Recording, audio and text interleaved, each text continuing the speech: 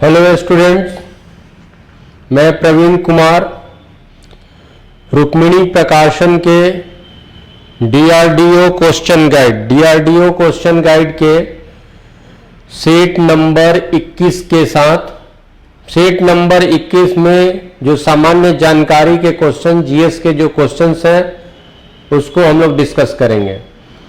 DRDO question guide के set number 21 का GS questions, जो अन्य सेट्स के तरह 36 नंबर से जीएस का क्वेश्चन इसमें स्टार्ट है और 65 नंबर तक। तो 36 नंबर का जो क्वेश्चन हम लोग का है, 36 नंबर पे जो क्वेश्चन है सेट 21 में, वो है संविधान के किस संशोधन द्वारा ग्रामीण स्थानीय शासन को संवैधानिक दर्जा प्रदान किया गया। क्वेश्चन है किस संविधान संशोधन द्वारा ग्रामीण क्षेत्र में स्थानीय स्वशासन की स्थापना को संवैधानिक दर्जा प्रदान किया गया। तो ये 73वां संविधान संशोधन द्वारा स्थानीय स्वशासन, ग्रामीण क्षेत्र में स्थानीय स्वशासन को संवैधानिक रूप से स्थापित किया गया। 73वां संविधान संशोधन 1992 द्वारा। तो इसका आंसर हम लोग का 36 का डी हुआ। 36 नंबर का आंसर हम लोग का, क्वेश्चन नंबर 36 का आंसर हो गया डी। 36 नंबर क्वेश्चन नंबर 36 का आंसर हम लोग का डी हुआ। तो 36 नंबर में जो हम लोग का क्वेश्चन है कि किस संविधान संशोधन द्वारा ग्रामीण स्थानीय शासन को संवैधानिक दर्जा प्रदान किया गया, 73वां संविधान संशोधन द्वारा। और ग्रामीण क्षेत्र में स्थानीय स्वशासन के लिए जो नाम दिया गया वो पंचायती राज व्यवस्था। तो पंचायती राज व्यवस्था को संवैधानिक दर्जा 73वां संविधान संशोधन 1992 द्वारा मिला। और 73वां संविधान संशोधन द्वारा पंचायती राज व्यवस्था के लिए 11वीं अनुसूची जुड़ी, 11th शेड्यूल ऐड हुआ। तो 11th शेड्यूल भी 73वां संविधान संशोधन द्वारा। और 11th शेड्यूल यानी 11वीं अनुसूची जो है वो पंचायती राज व्यवस्था यानी ग्रामीण क्षेत्र में स्थानीय स्वशासन। और उसके बाद में 74वां संविधान संशोधन द्वारा शहरी क्षेत्र में स्थानीय स्वशासन को संवैधानिक दर्जा दिया गया, 74वां संविधान संशोधन द्वारा। और शहरी क्षेत्र में स्थानीय स्वशासन के लिए टर्म दिया गया नगर निकाय। और शहरी क्षेत्र के स्थानीय स्वशासन के लिए भी एक पृथक अनुसूची जोड़ी गई और वो 12वीं अनुसूची, 12th शेड्यूल। तो 11th शेड्यूल पंचायती राज और 12th शेड्यूल स्थानीय शहरी क्षेत्र में स्थानीय स्वशासन नगर निकाय। तो 36 का आंसर डी हुआ। 73वां संविधान संशोधन द्वारा ग्रामीण क्षेत्र में स्थानीय स्वशासन को संवैधानिक दर्जा। अब है 37 नंबर क्वेश्चन नंबर 37 को देखना है। 37 नंबर क्वेश्चन में क्या दिख रहा है, इसमें इधर से यूरोपियन जो व्यापारिक कंपनियां आई, जो शक्तियां आई भारत में, वो दिया हुआ है। और इधर पर दिया हुआ है कि किस यूरोपीय कंपनी का, व्यापारिक कंपनी का भारत में कौन सा मुख्य शेल्टर, मुख्य स्थान उनका था। तो पुर्तगाली पणजी, पुर्तगाली का जानते हैं, गोवा दमन दीव वाला क्षेत्र था। तो पुर्तगाली पणजी, ये तो सही लग रहा है। ये सही लग रहा है क्या? सही है। डच मुसल्लीपट्टनम, ये भी सही। और अंग्रेजों का मद्रास, सही। फ्रांसीसी पौंडीचेरी, तो फ्रांसीसी पौंडीचेरी और पुर्तगाली पणजी गोवा, ये तो जानते ही हैं। तो यहां पर ए का 1, डी का 4 स्थापित है। और ये जान लीजिए अंग्रेजों का और भी जगह था, लेकिन मद्रास भी था और डच मुसल्लीपट्टनम। तो इसके हिसाब से हम लोग का 1, 2, 3, 4 जैसे है, यानी ये सब सुमेलित ही है। और इसलिए ये डी ऑप्शन हो जाएगा जिसमें 1, 2, 3, 4 पुर्तगाली पणजी, डच मुसल्लीपट्टनम, अंग्रेज मद्रास और फ्रांसीसी पौंडीचेरी, जिसको पुडुचेरी या बोलते हैं पौंडीचेरी। तो ये स्थापित ऑलरेडी, अरेंज्ड है, मैच्ड है ऑलरेडी, तो उसी को यहां देना है डी में। तो 37 का आंसर डी, 37 का आंसर डी, 37 का आंसर हम लोग का डी हो गया।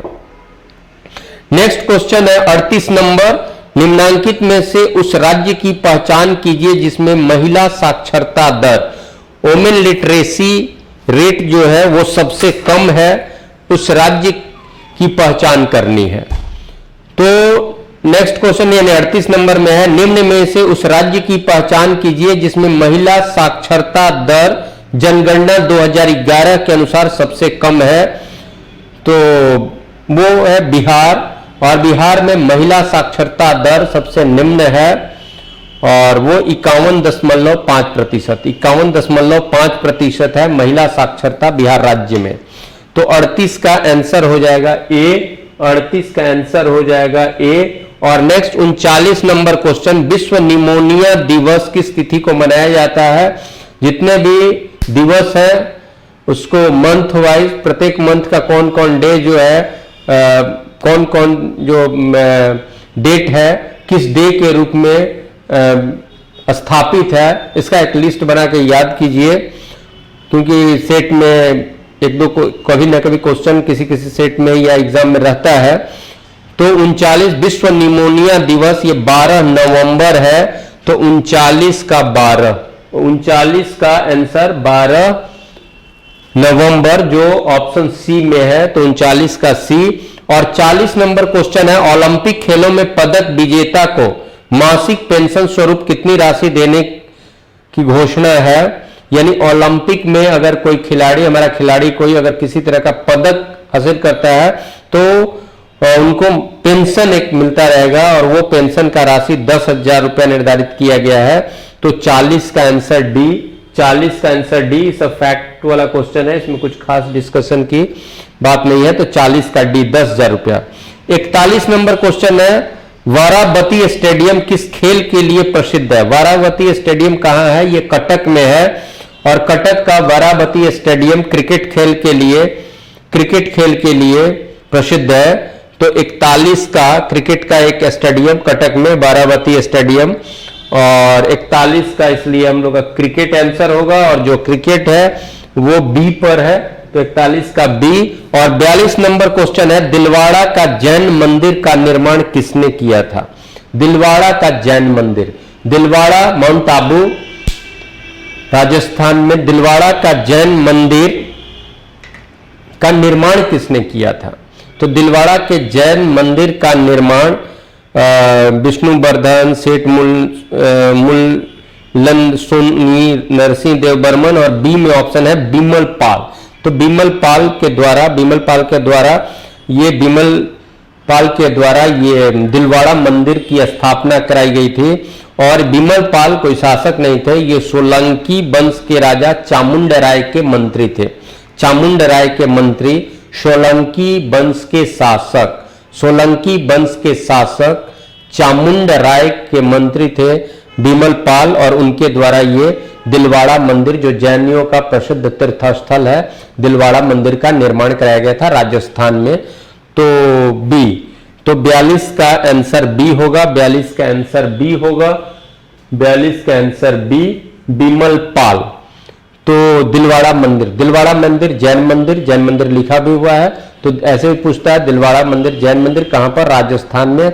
और स्थापना शासक का भी कभी नाम दे सकता है, चामुंड राय भी दे सकता है कि चामुंड राय के काल में हुआ था, लेकिन उसको कराने वाले उनके मंत्री थे। अब 42 के बाद 43 नंबर क्वेश्चन, वर्तमान में बिहार विधान परिषद की कुल सीटों की संख्या कितनी है? तो वो 75 है, 75 है। तो 43 का सी, 43 का सी, बिहार विधान परिषद में कुल सीट कितना है? तो 43 का सी होगा, यानी 75। देखिए विधान परिषद के बारे में यह भी क्वेश्चन आएगा कि विधान परिषद कहां कहां पर है, किन किन के राज्यों में है विधान परिषद? प्रांतीय विधायिका, विधान मंडल का प्रांतीय विधायिका, राज्य के विधायिका, विधानमंडल जिसको बोलते हैं, राज्य की विधायिका के लिए कॉन्स्टिट्यूशनल वर्ड है विधानमंडल। और विधानमंडल के अस्थाई सदन, द्वितीय सदन या उच्च सदन के रूप में विधान परिषद को जाना जाता है। विधान परिषद का बहुत सी प्रकृति संसद के राज्यसभा की तरह, पूरी तरह से नहीं, बहुत सी प्रकृति। तो विधान परिषद उच्च सदन है राज्य विधायिका का, द्वितीय सदन और अस्थाई सदन। तो विधान परिषद पहले जम्मू कश्मीर में भी था, लेकिन अब जम्मू कश्मीर को जब 2 केंद्र शासित प्रदेशों में बांटा गया तो विधान परिषद वहां से समाप्त हो चुका है। विधान परिषद अब यूपी में है, बिहार में है, महाराष्ट्र में है, कर्नाटक में है, आंध्र में है, तेलंगाना में है। तो इन राज्यों में विधान परिषद है। विधान परिषद, किसी भी विधान परिषद में न्यूनतम सदस्य संख्या कितनी होगी? तो 40, और अधिकतम कितनी होगी? संबंधित विधानसभा के कुल सदस्य संख्या का 1/3। यानी किसी राज्य के विधानसभा के कुल सदस्य संख्या के 1/3 से ज्यादा उस राज्य के विधान परिषद की सदस्य संख्या नहीं हो सकती है, और 40 से कम नहीं। इसलिए जिन राज्यों की विधानसभा की कुल सदस्य संख्या 120 से कम है, वहां विधान परिषद का सृजन संभव नहीं है, सामान्य नियम के अनुसार संभव नहीं है। तो ये क्वेश्चन आता है, और एक सेट में और भी हम डिस्कस किए थे, फिर से हमने उसको रिपीट किया। तो विधान परिषद, बिहार विधान परिषद की कुल सीट की संख्या कितनी है? 75। और किसी सेट में हमने पूरा विधान परिषद का कॉन्फ़िगरेशन बताया था कि कहां से कहां कितना सीट आता है। तो 43 का आंसर सी, 43 का आंसर सी हो गया, 43 का आंसर हम लोग का सी हो गया। और नेक्स्ट 44 नंबर क्वेश्चन है, बिहार के वर्तमान मुख्यमंत्री नीतीश कुमार अभी तक कितनी बार मुख्यमंत्री बने, यानी कितनी बार मुख्यमंत्री के रूप में शपथ उन्होंने लिया? तो 5 बार। और सबसे पहली बार उन्होंने शपथ 2000 में लिया था, वर्ष 2000 में, लेकिन बहुमत सिद्ध नहीं होने पर उन्होंने फिर क्या किया? इस्तीफा दिया था। तो कुल 5 बार, डी ऑप्शन हुआ, तो 44 का डी हो गया। और 45 नंबर क्वेश्चन फिर बिहार से ही है, पटना नगर निगम की स्थापना कब हुई थी? 1952 में। पटना नगर निगम की स्थापना 1952 में हुई थी। तो 1952, ये 45 के क्वेश्चन में 1952 जो है वो बी ऑप्शन पर है, तो 45 का आंसर बी हो गया। और 46 नंबर क्वेश्चन है, ऐसी देशी मुद्रा जिसमें शीघ्र पलायन कर जाने की प्रवृत्ति हो क्या कहलाते? शीघ्र पलायन का मतलब, इसका मतलब कि उस मुद्रा का डिमांड है, दूसरे जगह इन्वेस्ट, मुद्रा के पलायन की प्रवृत्ति जिस मुद्रा में हो, यानी शीघ्र पलायन की प्रवृत्ति हो, प्रवृत्ति ही नहीं, वो पलायन कर सकता है, तो ऐसे मुद्रा को, यानी इन्वेस्टमेंट दूसरे जगह भी वो इन्वेस्ट हो सकता है, दूसरे जगह भी उसकी डिमांड है, तो ऐसे मुद्रा को हम लोग गर्म मुद्रा यहां दिया हुआ है, हॉट करेंसी कहते हैं, हॉट करेंसी। तो ऐसी मुद्रा जिसमें शीघ्र पलायन कर जाने की प्रवृत्ति हो क्या कहलाती है? वो है हॉट करेंसी। तो हॉट करेंसी कौन होगा? गर्म मुद्रा कौन होगा? पलायन करने की प्रवृत्ति किस मुद्रा में, किस करेंसी में होगी? जिसकी डिमांड सब जगह हो उसकी होगी। तो ये होगा आपका गर्म मुद्रा यहां पर, तो आंसर हो जाएगा डी। तो 46 का आंसर होगा डी, 46 का आंसर हो जाएगा डी, गर्म मुद्रा, हॉट करेंसी। और एक चीज जान लीजिए, जो हॉट करेंसी और हार्ड करेंसी किसको कहते हैं, ये भी पूछता है। हार्ड करेंसी, तो जिस मुद्रा का, जिस करेंसी का एक्सचेंज रेट हाई हो, हाई एक्सचेंज रेट हो, यानी विनिमय दर उसका उच्च हो, अन्य मुद्राओं की तुलना में उच्च विनिमय दर वाले मुद्रा को हार्ड करेंसी भी कहते हैं। और हार्ड करेंसी, और जो पलायन करेगा वो संभवतः हार्ड करेंसी होगा, यानी हॉट हार्ड भी होगा, हॉट हार्ड भी होगा। तो यहां पर क्वेश्चन था 46 नंबर में क्वेश्चन था कि ऐसी विदेशी मुद्रा जिसमें शीघ्र पलायन कर जाने की प्रवृत्ति हो उसको क्या कहते हैं? गर्म मुद्रा, हॉट करेंसी। और साथ साथ जिसका विनिमय दर उच्च हो उसको हार्ड करेंसी, जिसका विनिमय दर उच्च हो उसको हार्ड करेंसी। तो 46 का आंसर डी होता है। और नेक्स्ट क्वेश्चन 47 नंबर हम लोग देखेंगे, बिहार का प्रथम हिंदी साप्ताहिक पत्र कौन था? बिहार बंधु। तो बिहार का प्रथम साप्ताहिक हिंदी पत्र कौन था? बिहार बंधु। और ये ऑप्शन बी में है, तो 47 का बी होगा। 48 सौम्यजीत घोष किस खेल से संबंधित है? सौम्यजीत घोष किस खेल से संबंधित है?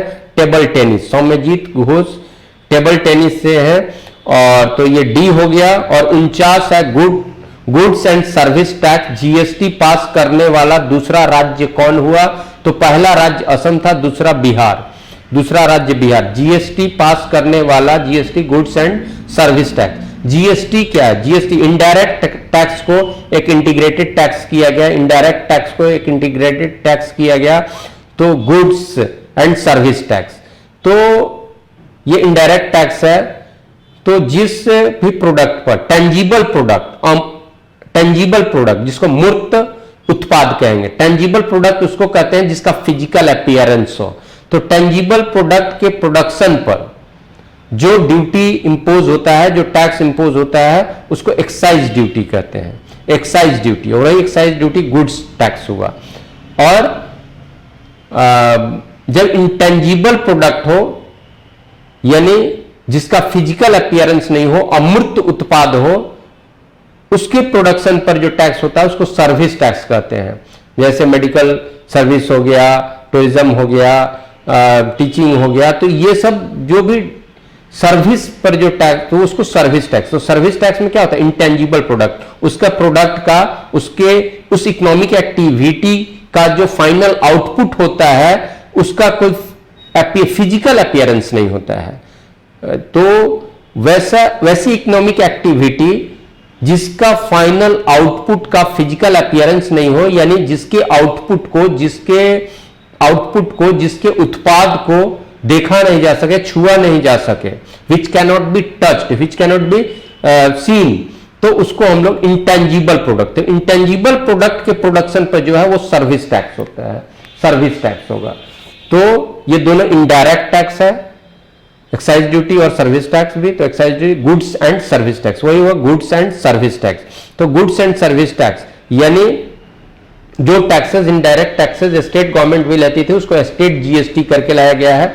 तो जीएसटी को सबसे पहले, क्योंकि राज्य के भी इनडायरेक्ट टैक्स को उसमें शामिल किया गया, इसलिए स्टेट से भी अनुमति की आवश्यकता हुई। तो जीएसटी को सबसे पहले पास करने वाला राज्य कौन? असम। और दूसरा राज्य असम के बाद जो पास किया जीएसटी को, वो बिहार। तो 49 का आंसर बिहार हो गया, जो हमारा क्वेश्चन था। जीएसटी पास करने वाला दूसरा राज्य कौन? बिहार। और 50 नंबर क्वेश्चन पर है, भारतीय रिजर्व बैंक ने अवैध धन की जांच के लिए कौन सी पोर्टल आरंभ किया है? तो वो है सचेत। आरबीआई द्वारा अवैध धन की जांच के लिए जिस पोर्टल की शुरुआत की गई है, उस पोर्टल का नाम, करंट का ये क्वेश्चन, सचेत। तो 50 का ए। और 51 नंबर क्वेश्चन जो है, क्वेश्चन नंबर 51 जो है, नींद के अध्ययन को क्या कहा जाता है? होटोलॉजी, निम्नोलॉजी, न्यूरोलॉजी, हिप्नोलॉजी। नींद के अध्ययन को हिप्नोलॉजी कहेंगे। एक हिप्नोटाइज करना भी होता है, किसी के बात को, किसी के मन को अपने हिसाब से घुमा लेना, हिप्नोटाइज करना, या उसको अपने रूप से ढाल लेना, हिप्नोटाइज करना होता है। कुछ उसी तरह से मिल रहा है ये हिप्नोलॉजी। तो नींद के अध्ययन को हिप्नोलॉजी कहते हैं। और फिर न्यूरोलॉजी है, न्यूरोलॉजी तंत्र का जो बात हुआ, न्यूरोलॉजी हो गया, न्यूरोलॉजी। तो न्यूरोलॉजी यानी ब्रेन से संबंधित, और तंत्रिका नर्व से संबंधित जो मेडिकल साइंस का ब्रांच है, उसको न्यूरोलॉजी कहते हैं। तो यहां पर नींद के अध्ययन को क्या कहते हैं? हिप्नोलॉजी। तो 51 का आंसर ए हुआ। और फिर 52 नंबर क्वेश्चन हम लोग का है, विटामिन डी की खोज किसने किया था? ये सब याद रखना पड़ता है। हॉपकिंस ने विटामिन डी का खोज किया था। विटामिन डी की खोज करने वाले हॉपकिंस। और विटामिन डी का सबसे बड़ा स्रोत माना जाता है सूर्य के प्रकाश को, धूप को विटामिन डी का एक सोर्स माना जाता है। और भी विटामिन डी का बहुत सा सोर्स है, लेकिन धूप को माना जाता है विटामिन डी का सोर्स। और विटामिन डी की खोज करने वाले जो साइंटिस्ट, वो किन्स, हॉपकिंस, तो हॉपकिंस है 52 में बी पर, 52 में बी पर है, तो 52 का आंसर बी हुआ। और 53 नंबर क्वेश्चन है, ये भी बायोलॉजी से ही है। मनुष्यों में मांसपेशियों को हड्डियों से जोड़ने वाले टिश्यू को, ऊतक को, मांसपेशी को हड्डी से जोड़ने वाला, यानी मांसपेशी और हड्डी जुड़ा है, तो मांसपेशी को, मसल्स को हड्डी से जोड़ने के लिए जो टिश्यू होता है उस टिश्यू को क्या कहते हैं? तो उसको टेंडन कहा जाता है, हिंदी में कंडरा कहा जाता है। कंडरा जो बोन को मसल से जोड़ता है वो कंडरा हुआ, कंडरा। तो कंडरा यानी उसको टेंडन, टेंडन ही याद रखिए, टेंडन कहा जाता है। तो 53 टेंडन क्या है? टिश्यू है जो बोन और मसल्स को जोड़ता है, तो टेंडन। तो 53 का ए हुआ।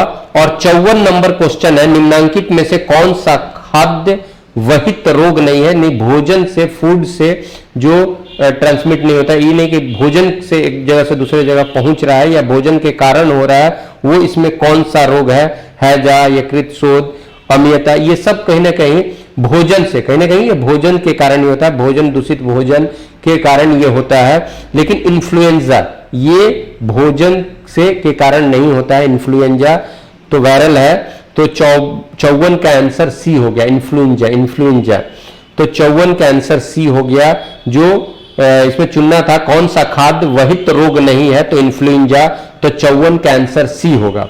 और 55 नंबर क्वेश्चन है, पृथ्वी के वायुमंडल में ऑक्सीजन का प्रतिशत लगभग कितना होता है? 21%।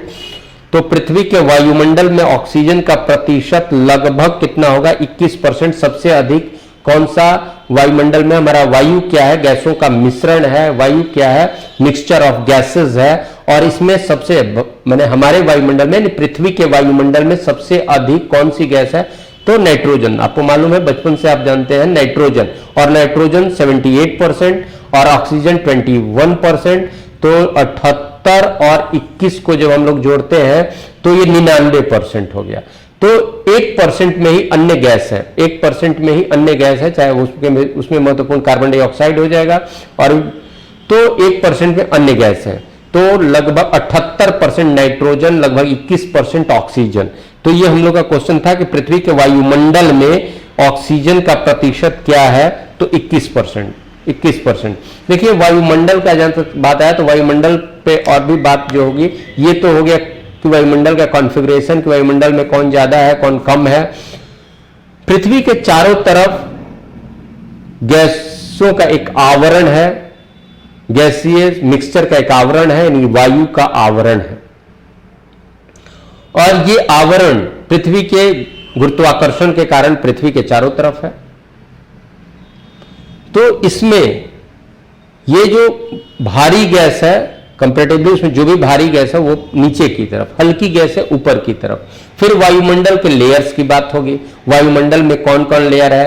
तो पृथ्वी के सबसे निकट, यानी वायुमंडल का सबसे निचला लेयर, पृथ्वी का सबसे निकट का लेयर जो वायुमंडल का है, उसको हम लोग क्षोभमंडल कहते हैं, ट्रोपोस्फेयर कहते हैं।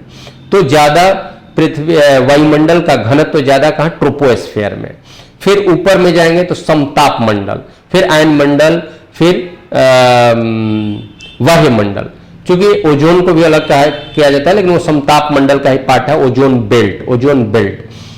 तो ये सब में भी आप देखेंगे तो यहां पर जो क्षोभ मंडल है, ट्रोपोस्फेयर है, ट्रोपोस्फेयर है, तो भारी गैसें ज्यादा ट्रोपोस्फेयर में होंगी। और मौसम परिवर्तन से संबंधित जितनी घटनाएं होती हैं वो ट्रोपोस्फेयर। अब ट्रोपोस्फेयर की विशेषता, ट्रोपोस्फेयर यानी वायुमंडल का सबसे निचला, ये क्वेश्चन के हिसाब से डायरेक्ट तो नहीं है, लेकिन मैं बात कर रहा हूं, यहां अर्थ हो गया, अर्थ के चारों तरफ वायुमंडल है, तो वायुमंडल का जो हुआ वो क्षोभ मंडल हुआ, क्षोभ मंडल, क्षोभ मंडल को आप ट्रोपोस्फेयर बोलते हैं, ट्रोपोस्फेयर, ट्रोपोस्फेयर। उसके बाद आपका स्ट्रेटोस्फेयर, स्ट्रेटोस्फेयर। तो स्ट्रेटोस्फेयर का एक चीज मैं बता दे रहा हूं, स्ट्रेटोस्फेयर में क्या होता है कि तापमान समान रहता है, तापमान में चेंज नहीं होता है, ऊंचाई ऊंचाई के साथ तापमान समान रहेगा, समान तापमान, इसीलिए इसको समताप मंडल बोलते हैं, समताप मंडल, समताप मंडल बोलेंगे। और ये हो गया क्षोभ मंडल। क्षोभ मंडल की एक विशेषता क्या है कि धरातल से, पृथ्वी के धरातल से ऊंचाई के साथ, पृथ्वी ऊंचाई के साथ क्षोभ मंडल में तापमान कम होता जाता है। क्षोभ मंडल में तापमान ऊंचाई के साथ कम होता है और ये कम होने का जो रेट है 165 मीटर की ऊंचाई पर 1 डिग्री सी तापमान कम होगा ऊंचाई पर। तो पृथ्वी के धरातल से 165 मीटर की ऊंचाई पर 1 डिग्री कम होगा।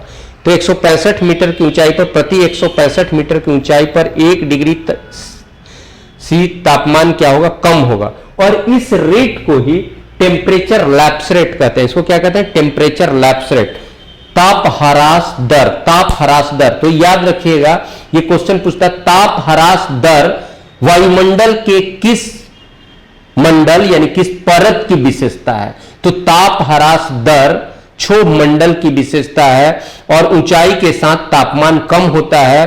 प्रत्येक 165 मीटर की ऊंचाई पर 1 डिग्री सी तापमान कम हो जाता है। और यही कारण है कि एक ही अक्षांश पर अलग अलग जो स्थान होते हैं उन वहां टेम्परेचर अलग अलग होगा। अगर ऊंचाई बहुत अंतर पड़ रहा है तो, ऊंचाई बहुत अलग अंतर पड़ रहा है तो इक्वेटोरियल जोन में आप कहिए या ट्रॉपिकल जोन में यानी उष्ण कटिबंध में भी या इक्वेटर के पास वाले स्थान पे भी अगर कोई स्थान बहुत ऊंचा है, एलिवेटेड है, समुद्र तल से उसकी ऊंचाई बहुत है, तो वहां पर उस ऊंचाई पर तापमान कम होगा।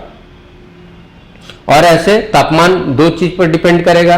तापमान डिपेंड करता है अक्षांशीय स्थिति पर और साथ साथ ऊंचाई पर। ये दो चीज पर डिपेंड करेगा तापमान मुख्य रूप से।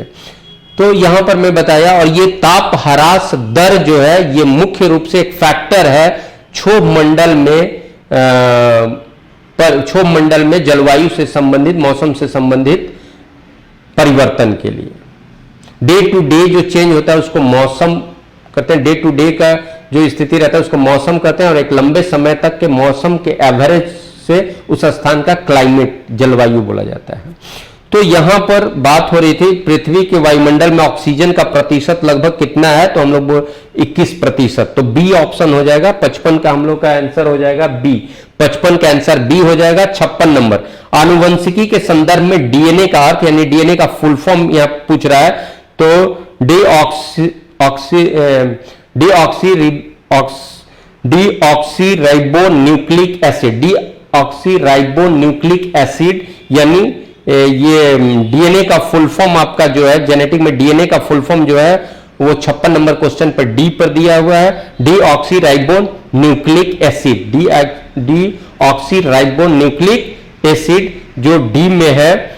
तो 56 का आंसर डी हुआ, 56 का आंसर डी हुआ। और 57 नंबर क्वेश्चन है, किस यंत्र की सहायता से वायुमंडल में व्याप्त आर्द्रता मापी जाती है।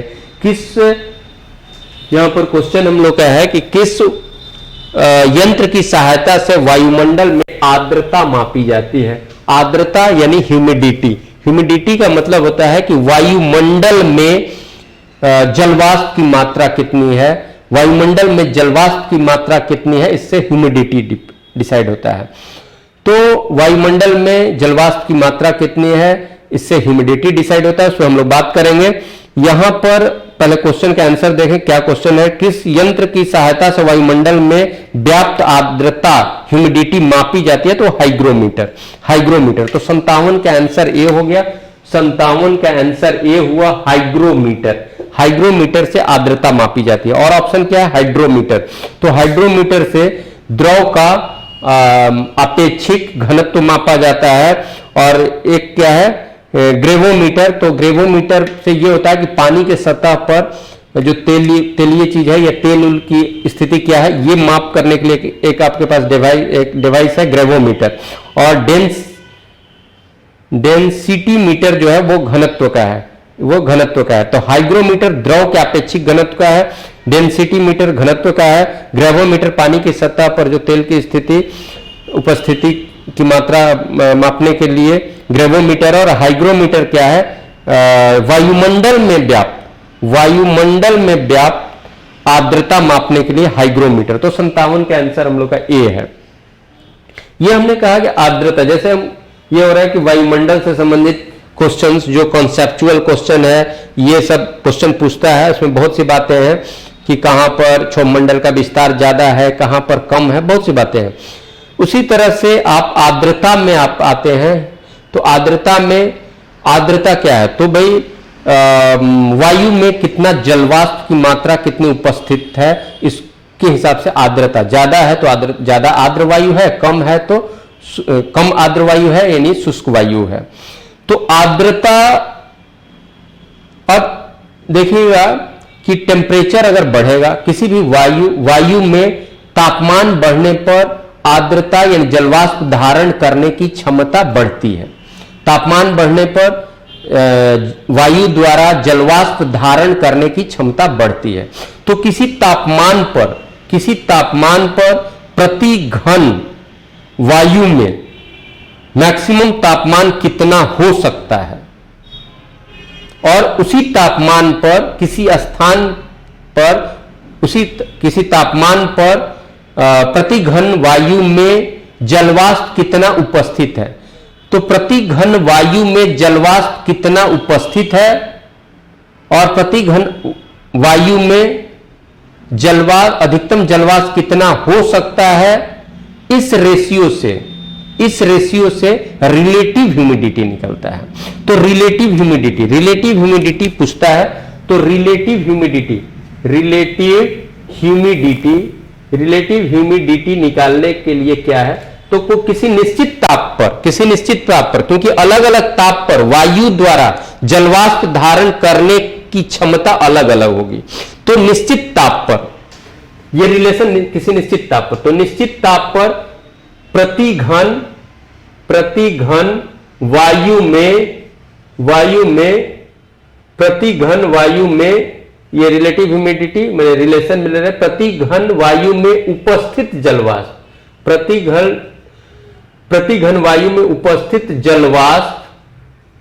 जलवाष्प बटे प्रति घन वायु में अधिकतम जलवाष्प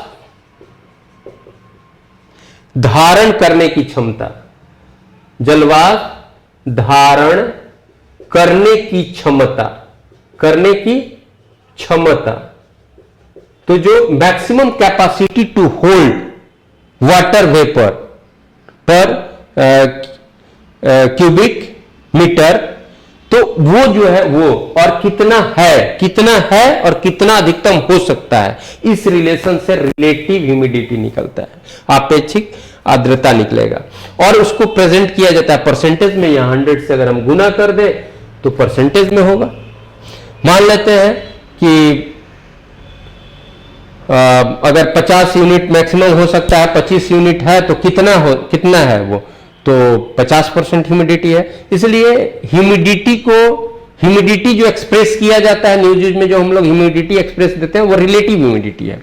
तो रिलेटिव ह्यूमिडिटी ये है कि जो, और यहां पर एक चीज आप जानेंगे, नियत ताप पर, जिस ताप पर लिए, नियत ताप पर यानी जिस ताप पर आप ले रहे हैं। आज किसी स्थान पर तापमान अगर 30 डिग्री सी है, तो 30 डिग्री सी पर प्रति घन वायु में कितना जलवाष्प है, और 30 डिग्री सी पर कितना अधिकतम जलवाष्प प्रति घन में वायु में हो सकता है, इस रिलेशन से रिलेटिव ह्यूमिडिटी निकलेगा। और इसको परसेंटेज में एक्सप्रेस करते हैं, इसलिए रिलेटिव ह्यूमिडिटी को प्रतिशत में निरूपित किया जाता है। और बोला जाता है कि यहाँ की आर्द्रता क्या है भाई, तो 40% है, 50% है। आज की आर्द्रता इस स्थान की क्या है, तो 30% है, 25। तो देखिए, जब ह्यूमिडिटी ज्यादा होता है, वो भी ह्यूमन बॉडी के लिए अच्छा नहीं है। और बहुत जो ज्यादा ह्यूमिड है तो बोलेंगे नम वायु है, ह्यूमिड वायु है। ज्यादा ह्यूमिडिटी है, रिलेटिव ह्यूमिडिटी ज्यादा है, तो बोलेंगे कि वो ह्यूमिड वायु है या ह्यूमिड क्लाइमेट वहां का है। और कम रहता है, जितना सुटेबल हमारे ह्यूमन बॉडी के लिए उनसे कम रहता है, तो फिर बोलेंगे कि वहां पर आर्द्रता कम है, यानी शुष्क वायु है। तो ये रिलेटिव ह्यूमिडिटी, और रिलेटिव ह्यूमिडिटी का एक्सप्रेशन किसमें होगा? परसेंटेज में होता है। ठीक है, यहां पर हम लोग देख रहे थे किस यंत्र की सहायता से वायुमंडल में व्याप्त आर्द्रता मापी जाती है, तो हाइग्रोमीटर। तो 57 का ए। 58 नंबर क्वेश्चन है, आकाश का रंग नीला प्रकाश के किसके कारण होता है, किस फेनोमेना के कारण होता है, किस घटना के कारण होता है, किस नेचुरल फेनोमेना के कारण होता है? प्रकाश के किस फेनोमेना के कारण आकाश का रंग जो होता है नीला होता है? तो प्रकीर्णन के कारण होता है, प्रकीर्णन के कारण। तो 58 का सी। तो आकाश का नीला रंग होना या आकाश का रंग नीला होना प्रकाश के प्रकीर्णन के कारण होता है। प्रकीर्णन आप समझ रहे हैं, स्कैटरिंग प्रकीर्णन समझ रहे हैं।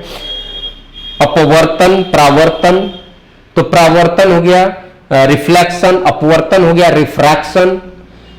तो आकाश का नीला रंग प्रकाश के प्रकीर्णन के कारण होता है, तो 58 का आंसर सी हुआ। अब है गुप्त उष्मा का एसआई मात्रक क्या है? Latent heat. लैटेंट हीट का एसआई मात्रक क्या है? तो जूल पर केजी हो गया, जूल पर केजी हो गया। तो गुप्त उष्मा क्या है? तो जब भी कोई पदार्थ जब अपना अवस्था चेंज करने के समय, जब आप किसी चीज में जब हीट एनर्जी उसको प्रोवाइड करा रहे हैं, तो उसका टेम्परेचर क्या होगा? राइज होगा। टेम्परेचर उसका क्या, उस बॉडी का टेम्परेचर क्या होगा? बढ़ेगा। लेकिन एक स्थिति ऐसा होगा कि आप हीट एनर्जी प्रोवाइड कर रहे हैं, हीट उसको प्रोवाइड कर रहे हैं, हीट एनर्जी दे रहे हैं, बॉडी को हीट एनर्जी दिया जा रहा है, लेकिन वो पिंड, वो पदार्थ हीट एनर्जी ले रहा है, उसका टेम्परेचर जब आप स्केल लगाएं टेम्परेचर बढ़ता जा रहा है। लेकिन एक ऐसी स्थिति होगी कि हीट एनर्जी इधर से दिया जा रहा है, लेकिन उसका टेम्परेचर राइज नहीं कर रहा है कुछ समय तक। तो वो स्थिति ये होता है जब पदार्थ अपना अवस्था परिवर्तित करता है। अवस्था यानी जैसे अगर वो ठोस में है तो फिर द्रव में होना चाहता है, द्रव में होगा, एक टेम्परेचर पे जाने के बाद द्रव में होगा। तो उस समय अवस्था परिवर्तन के जस्ट बिफोर क्या होता है कि टेम्परेचर राइज नहीं करता है, तो वो हीट एनर्जी उसके इंटरनल मैकेनिज्म में खर्च होता है उसके अवस्था परिवर्तन के बाद। और जैसे ही उसका अवस्था परिवर्तन शुरू होता है, फिर आपका हीट एनर्जी जब आप प्रोवाइड करते तो उसका फिर टेम्परेचर बढ़ने लगता है। तो उस समय अवस्था परिवर्तन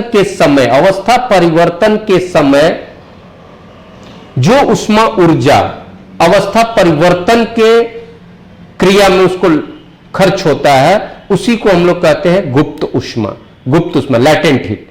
यानी वो उष्मा दिया गया, लेकिन वो उष्मा टेम्परेचर बढ़ाने में न खर्च होकर के वो कहां खर्च हो रहा है? उसके अवस्था परिवर्तन के मैकेनिज्म में। तो इसका एसआई यूनिट क्या होगा? तो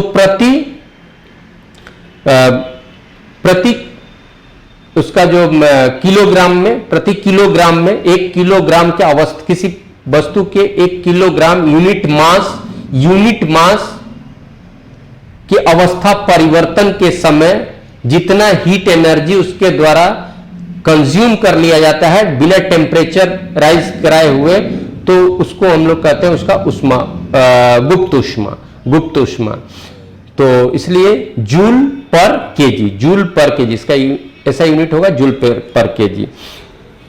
तो 59 का हो गया ए, 59 का ये हो गया। लेटेंट हीट क्या है? तो अवस्था परिवर्तन के समय प्रति इकाई द्रव्यमान के द्वारा बिना ताप में परिवर्तन किए हुए जिस उष्मा की जिस मात्रा का प्रयोग किया जाता है वो उसका गुप्त उष्मा होगा। अवस्था परिवर्तन, सॉलिड से लिक्विड, लिक्विड से गैसियस स्टेज में जाना है, या फिर रिवर्स में भी आइएगा, उल्टा भी करना है, तो वहां क्या होगा? तापमान हम घटते जा रहे हैं, लेकिन एक अवस्था में आप वहां से हीट एनर्जी निकाल रहे हैं, लेकिन उसका तापमान स्केल पर तापमान नहीं घट रहा है, ये भी होगा, तो वो रिवर्स में भी लेटेंट हीट होगा। तो गुप्त उष्मा का एसआई मात्रक क्या है? जूल पर केजी। अब है 60 नंबर क्वेश्चन हमारा है, पौधे की वृद्धि के लिए बृहत पोषक तत्व, जो उसके वृद्धि के लिए जो मुख्य पोषक तत्व होते हैं उसमें क्या क्या होता है? तो नाइट्रोजन, कार्बन तो मुख्य में नहीं होता है, मैग्नीज, ऑक्सीजन भी वृद्धि में मुख्य के रूप में नहीं रहेगा, बोरॉन भी नहीं रहेगा। तो मुख्य जो बोला है तो nitrogen, magnesium, sulphur, calcium, potassium, phosphorus. Nitrogen, magnesium, sulphur, calcium, potassium और फास्फोरस ये पौधे की वृद्धि के लिए मुख्य पोषक तत्व है। और 60 में ये सी पर है, तो इसलिए 60 का आंसर हम लोग का सी होगा।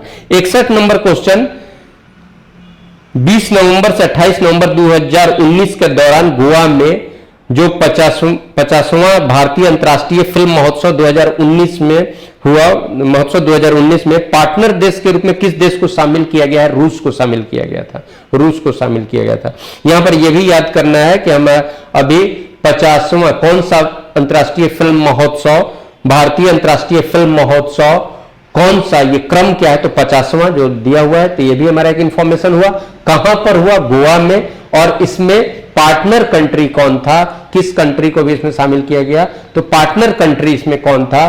तो रूस इस भारतीय अंतर्राष्ट्रीय फिल्म महोत्सव 2019 का पार्टनर कंट्री रहा। अब 62 नंबर क्वेश्चन, यानी रूस बी पर है, 61 का आंसर बी हुआ। 61 का आंसर बी हुआ। आंसर तो हमने बहुत नहीं लिखा है, लेकिन चलिए 61 का आंसर बी हुआ। 62 है, हाल ही में किस राज्य में भारत और फ्रांस के बीच संयुक्त सैन्य अभ्यास शक्ति 2019 का आयोजन किया गया? ये संयुक्त ज्वाइंट मिलिट्री प्रैक्टिस होता है। तो और ये हमेशा जब भी ऐसा होना, तो ये आपके लिए, आपके एग्जाम के लिए इंपॉर्टेंट हो जाता है। ज्वाइंट मिलिट्री प्रैक्टिस जहां भी हो किसी देश के साथ अगर अपना, तो वो हो जाता है। फिर अगर अपना नहीं है, दूसरे का भी है और थोड़ा फेमस कंट्री है, तो वो भी आपके लिए इंपॉर्टेंट हो जाता है। ऐसा न्यूज, तो मैं ये बता रहा हूं कि ये न्यूज, इस तरह का न्यूज इंपॉर्टेंट होता है जब भी एग्जाम दे। और ज्वाइंट मिलिट्री प्रैक्टिस अगर कहीं का हुआ है, या डिफेंस प्रैक्टिस, ये कोई जरूरी नहीं है कि सिर्फ थल सेना का ही, दूसरे सेना का भी, दूसरे विंग का भी हो सकता है। तो किसी भी देश के साथ जब अपना कोई डिफेंस ज्वाइंट प्रैक्टिस हो रहा हो, तो उसके लिए जो नाम दिया गया, कहां हुआ, कब हुआ, ये इंपॉर्टेंट न्यूज होता है एग्जाम्स के लिए, करंट न्यूज। तो यहां हाल ही में किस राज्य में, भारत में ही हुआ है, भारत और फ्रांस के बीच संयुक्त सैन्य अभ्यास हुआ है 2019 में। ये कहां हुआ है? राजस्थान में। तो अभी राजस्थान में 2019 में संयुक्त सैन्य अभ्यास हमारा किस देश के साथ हुआ? तो फ्रांस के साथ, ये भी हो सकता है। और भारत और फ्रांस के बीच जो संयुक्त सैन्य अभ्यास हुआ 2019 में, वो किस राज्य में हुआ? तो राजस्थान में। तो 62 का आंसर हमारा ए हुआ। 62 का आंसर ए हुआ। 62 का आंसर हमारा ए हो रहा है। और फिर है 63 नंबर क्वेश्चन, मध्य प्रदेश सरकार ने 550वें प्रकाश मध्य प्रदेश सरकार ने 550वें प्रकाश पर्व पर, फिर से मैं एक बार बोल रहा हूं, मध्य प्रदेश सरकार ने 550वें प्रकाश पर्व पर किस शहर में गुरु नानक देव जी की स्मृति में सिख संग्रहालय और शोध केंद्र स्थापित करने की घोषणा की है? गुरु नानक देव जी की जयंती पर 550वां प्रकाश पर्व महोत्सव हुआ, और इस उपलक्ष्य में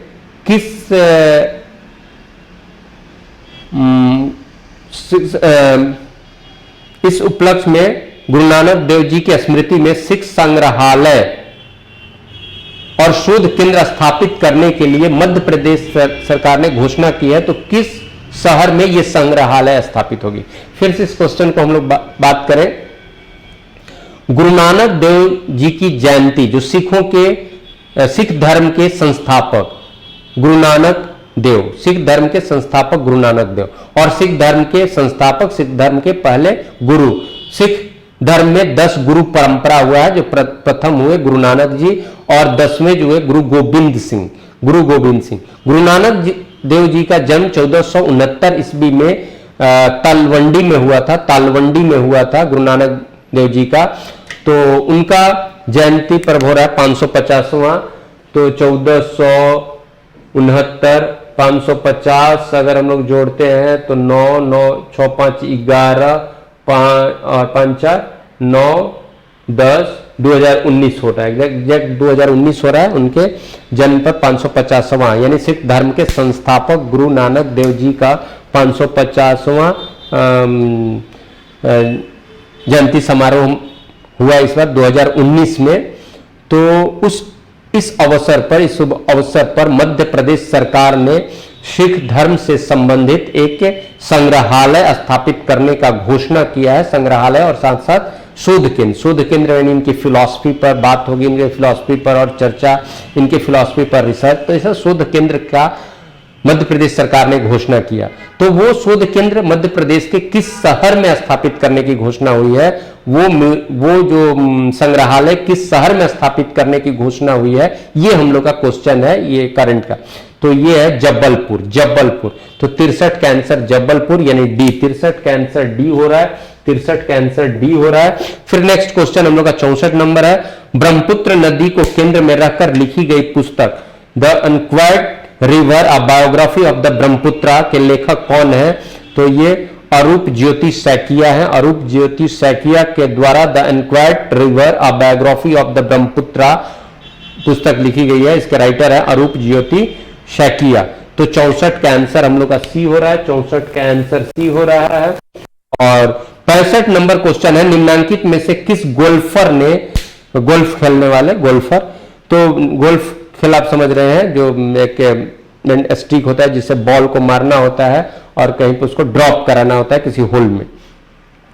तो निम्नांकित में से किस गोल्फर ने हाल ही में जो चैंपियनशिप खिताब जीतकर सैम स्नेड के 54 साल पुराने, यानी पहले कोई गोल्फर सैम स्नेड थे, उनके रिकॉर्ड को तोड़ा नहीं, उनके रिकॉर्ड की बराबरी किया है। किस गोल्फर ने हाल में जो चैंपियनशिप का खिताब जीतकर सैम स्नेड के 54 साल पुराने रिकॉर्ड की बराबरी की है? वो गोल्फर है टाइगर वुड्स। टाइगर वुड्स ने पुराने गोल्फर सैम स्नेड के 54 वर्ष पूर्व बनाए गए रिकॉर्ड को की उन्होंने बराबरी की है। टाइगर वुड्स ये पर्सनालिटी, ये नाम गोल्फ खेल से है, टाइगर वुड्स ने 54 साल पहले बने रिकॉर्ड की बराबरी किया। वो रिकॉर्ड सैम स्नेड के द्वारा बना था, उस रिकॉर्ड की उन्होंने बराबरी किया है। तो सैम स्नेड के 54 साल पहले के रिकॉर्ड की बराबरी किस गोल्फर ने किया है? तो वो टाइगर वुड्स नाम है, टाइगर वुड्स ने किया है। और इस तरह से 65 का आंसर हम लोग का बनता है ए। 65 का आंसर बनता है ए। 65 का आंसर बनता है ए। और इस तरह से हम लोगों का ये सेट 21 के जनरल स्टडीज के क्वेश्चंस पूरे होते हैं, उसको हम लोगों ने डिस्कस किया। डीआरडीओ क्वेश्चन गाइड के सेट 21 के जनरल स्टडीज के क्वेश्चन को हम लोगों ने डिस्कस किया और 65वां का आंसर अंतिम रूप से ए हुआ, टाइगर वुड्स हुआ। और इसके साथ ही ये सेट खत्म हुआ। और ये सेट ही नहीं, इस गाइड के जो जीएस के क्वेश्चंस थे वो हम लोग का कंप्लीट होता है। Thank you very much.